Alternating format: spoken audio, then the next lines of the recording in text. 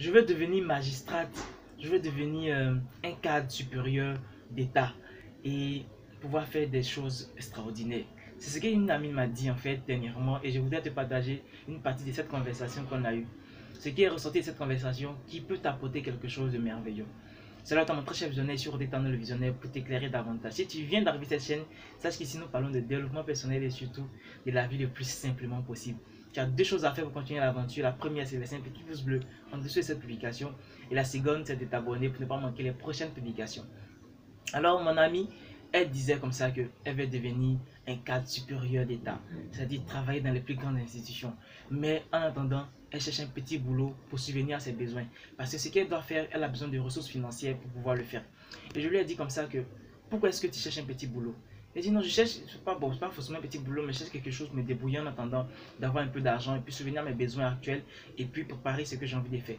Je lui ai dit comment tu procèdes. Elle me dit je dépose des CV, j'appelle des entreprises, j'ai des entretiens. En tout cas, je fais comme tout le monde quoi.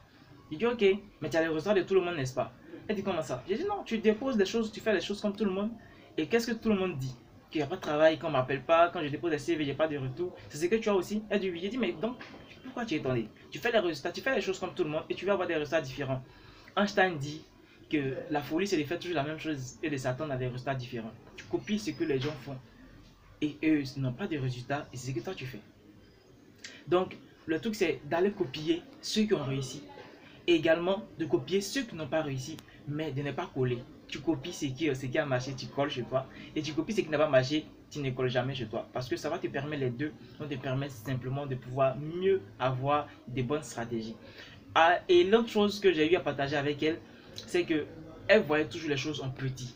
C'est-à-dire, je veux faire un petit boulot, je veux faire un petit ceci, je veux faire un petit cela. Il peut dire, mais pourquoi tu vois les choses aussi petites? Elle dit, non, c'est pas qu'il voit petit, mais c'est pas ça qu'il veut faire en fait. Il dit, ok, si c'est pas ce que tu veux faire, donc ne fais pas. Il faudrait qu'on puisse comprendre que pour arriver à un but aussi élevé, il y a des étapes qu'on doit franchir, il y a les escaliers qu'on doit monter. Et chaque marche a son importance. Mais ignorer les marches et dire que non, cette marche-là, je vais sauter, ou bien cette marche-là, je ne sais pas comment je vais m'arranger, mais je vais arriver au sommet. Donc tu ne veux même pas monter les escaliers, tu veux faire comment pour arriver au sommet? L'ascenseur, on dit c'est gâté. Ça ne marche pas aujourd'hui, qu'est-ce que tu fais? Donc, même si tu dois prendre l'ascenseur, dans tous les cas, il faut que tu rentres.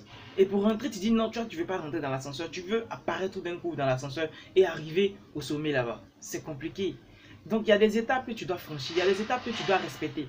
Et ces étapes-là, il n'y a pas de petit, il n'y a pas de brouillon dans la vie. Il n'y a pas de petites choses. Il n'y a pas de je veux me débrouiller en attendant. Il n'y a pas de en attendant. Tu le fais ou tu ne le fais pas. Tu le fais bien ou tu ne le fais pas. Donc, cherche à faire quelque chose qui t'impacte, qui peut te permettre de pouvoir, comme un tremplin, qui te permet d'arriver pas à pas ce que tu veux réaliser.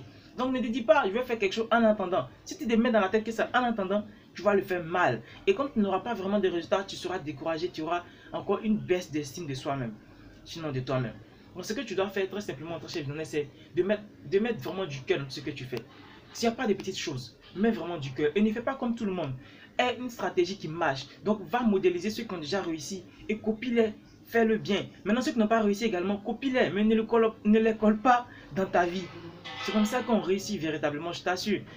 À force de côtoyer les chefs d'entreprise, de participer à des séminaires, d'expérimenter moi-même l'entrepreneuriat, j'ai compris que les entreprises ont besoin des personnes qui vont les apporter un plus.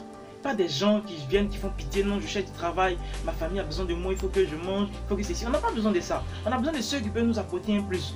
Donc, cherche à apporter un plus à une entreprise, cherche à apporter un plus à toi-même pour que ta vie soit merveilleuse. Merci, ma main tremble, donc je vais arrêter là. Merci d'avoir suivi cette vidéo. C'est dit, tu es obligé de réussir. À très vite.